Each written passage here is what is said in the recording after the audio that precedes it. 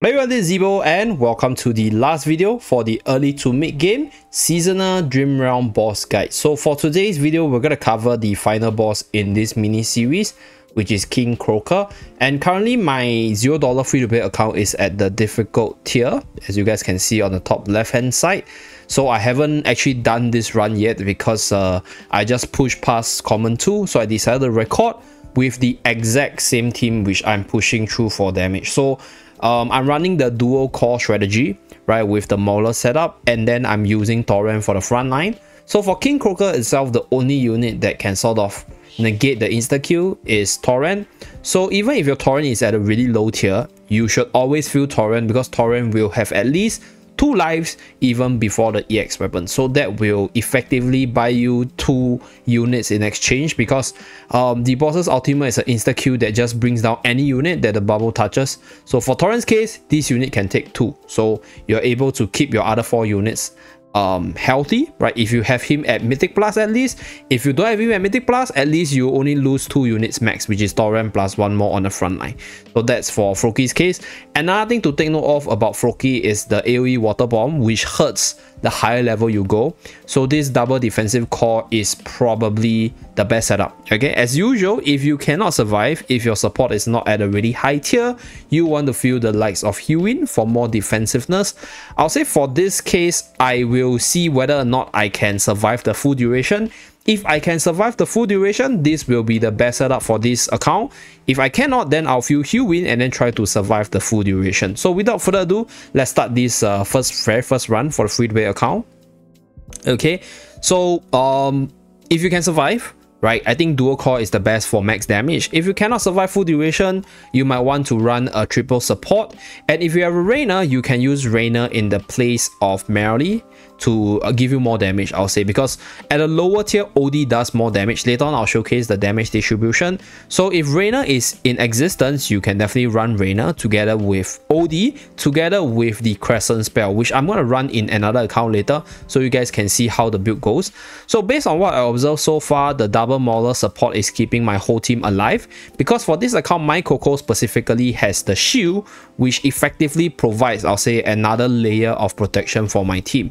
So I think dual core setup for this account specifically will be the best solution. So play around with whatever you have, right? Hewin, Damien, Coco, Smokey, even Faye is also a decent choice if you do have her invested somehow. So that's for this boss. Pretty straightforward, I'll say.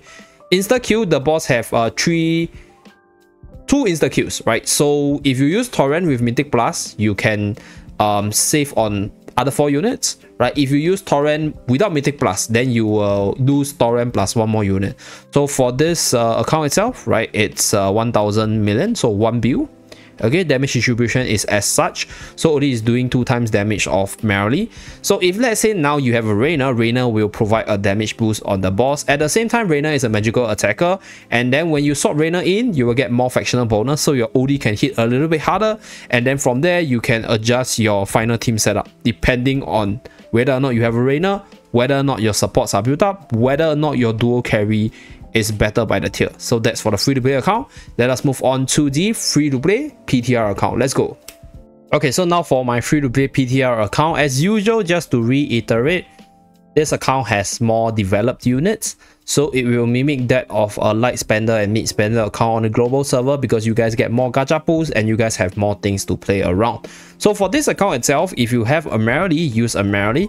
Right, for most of you guys probably have a Merrily. For me, because I'm running the Crescent spell artifact, and because my Reina is not Mythic Plus yet, so I'm running the dual Mauler support, and I'm at level 240. So for this case, I'm actually running a Elsa, and I'll say I will remove Coco because my Coco doesn't have the shield, so I'll put in Reina so to keep my OD healthy, and this will be my best team setup because I'm running a dual mage comp with the Crescent spell build. So if you're somebody who doesn't have Elsa built up, you have OD built up, You can definitely run merely like the earlier build, the $0 free-to-play account. You can obviously also run Corinne as well, which is also a decent secondary DPS for this boss. And if you have Reese or if you have Brian, which is also a magical damage dealer, you can use them as well. So I'll showcase one with Melly and then one with Elsa. So the reason why I took out Coco is because my Coco on this account is not Mythic Plus yet. It's really close, but not yet. So without the additional shield, right, I'll say her damage reduction is good enough. But the thing is, without the additional shield, it's just not as effective. So I did rather have Reina, because Reina's heal on OD is a lot more. So being able to keep my carry alive for a little bit longer will allow me to jam in a little bit more damage. So without further ado, let's showcase this run, okay?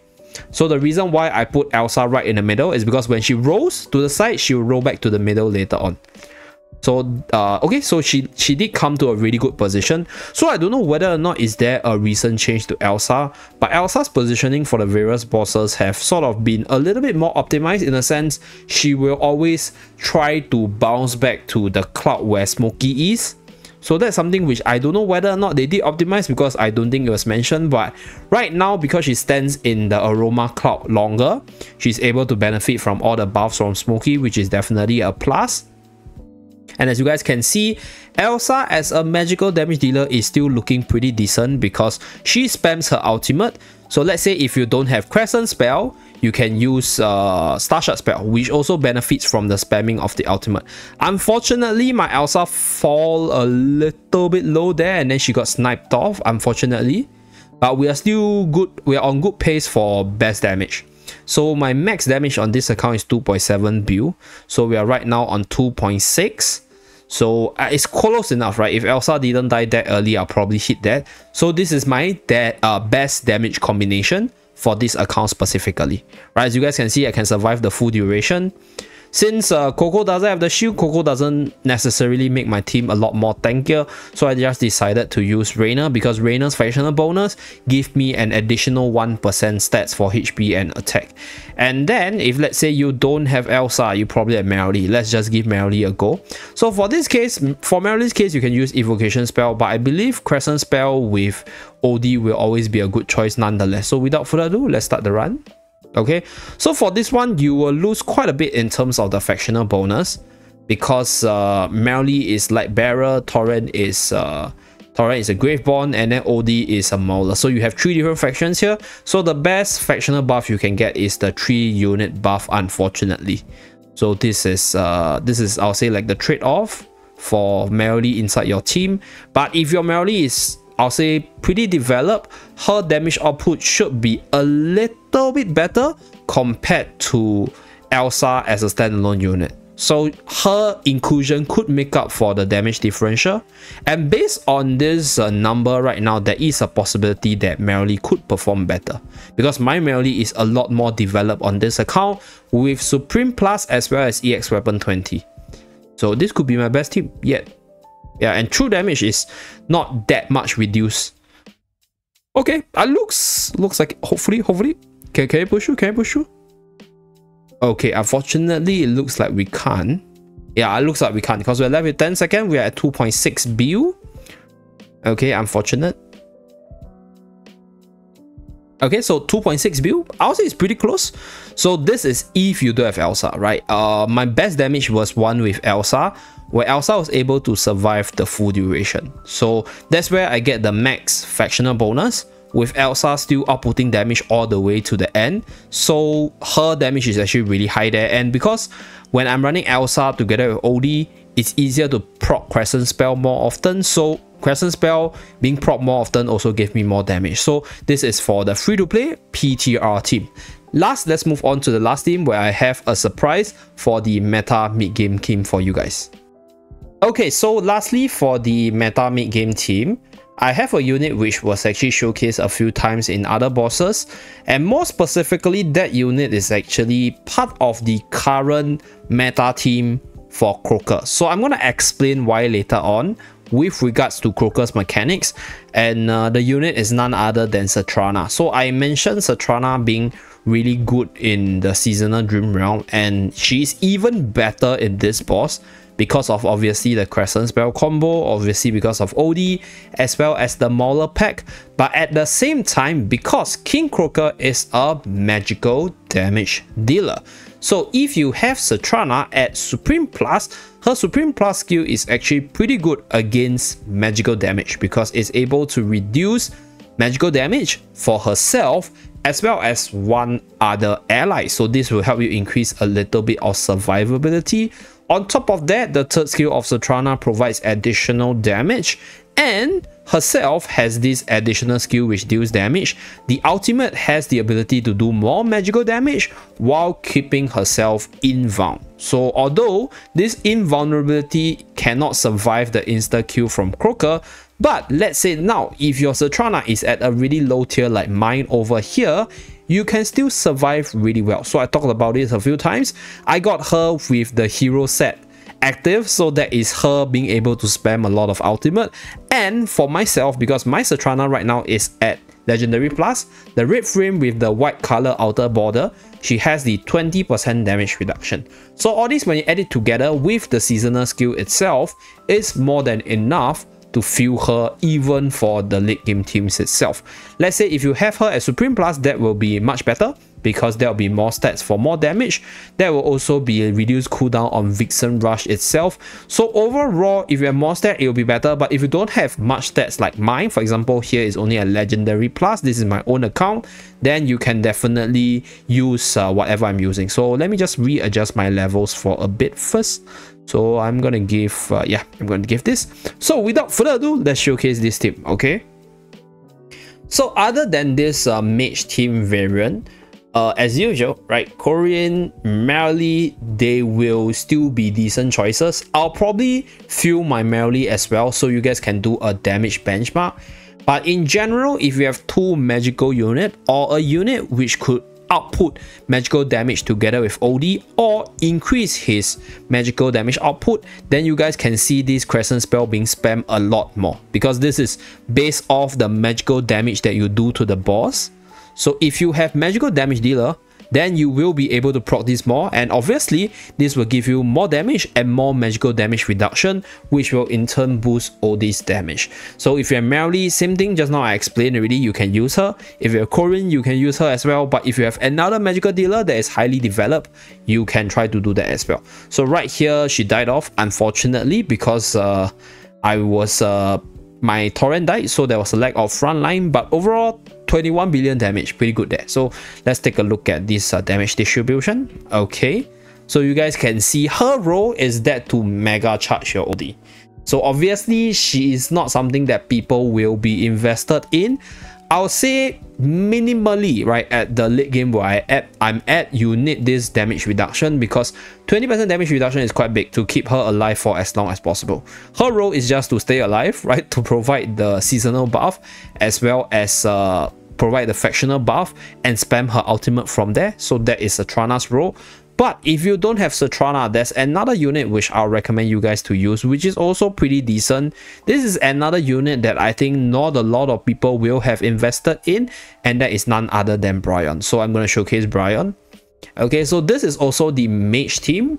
In a sense, you're losing a little bit on a factional bonus, but Bryon, on the other hand, compared to Satrana, instead of making all these damage output a lot higher, Bryon himself is a really powerful mage damage dealer. So I'll say that Bryon can also make up for the lack of damage if you already have him invested.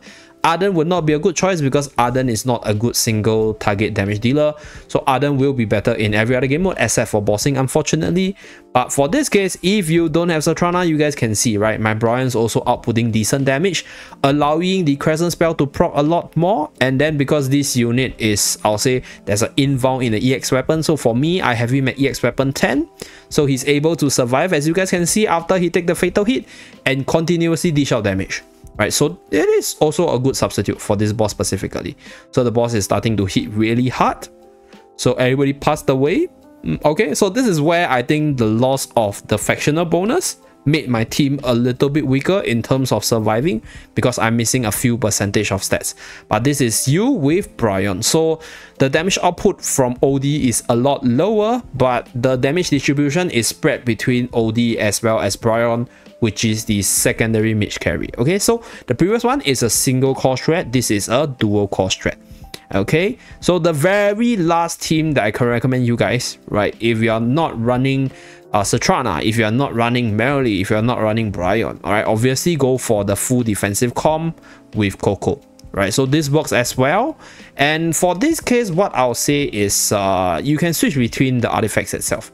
But the thing is, because you're still running the OD carry, I think running Crescent Spell is still okay. So for this case, this is the full defensive comp, which you guys have seen multiple times. So I'm just going to showcase to you guys to benchmark, right? Because this setup will be able to survive the full duration most of the time if you have all the units developed. So this one is increasing survival to jam in damage throughout the full duration. For Satrana's case, you want to jam in as much damage within that, I'll say like 80, 70, 80 seconds, depending on how far your team go in terms of surviving. For Brian's case, same thing, you want to jam in more damage. So depending on what units you are invested in, depending on how well you are on the different units, you guys can find the best core strategy for you guys. So this is single core, but just with OD, right? This is without Satrana damage boost.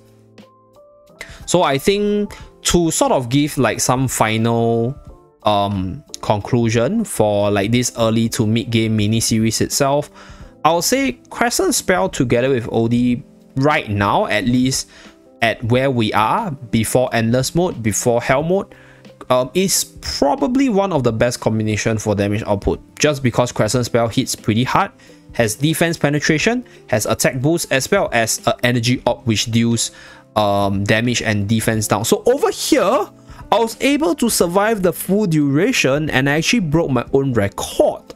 So this is 21.5 billion. Okay, pretty good there. So this is also the other way which you guys can go about in terms of your damage output. So if my Satrana was way more developed than what she is now, then I think I would have do more damage with the Satrana team, right? Because my Satrana is only a Legend Plus. But if this is the case, play around with whatever units you have. For all you know, whatever combi you think would not work might even give you better damage output. So that's it for this video. Thank you very much for following this short mini series. I'll do an updated version for the endgame teams once we reach the endgame, more specifically Hell and Endless mode. I'll see you guys again in the future Dream Realm Bosses guide. Bye guys!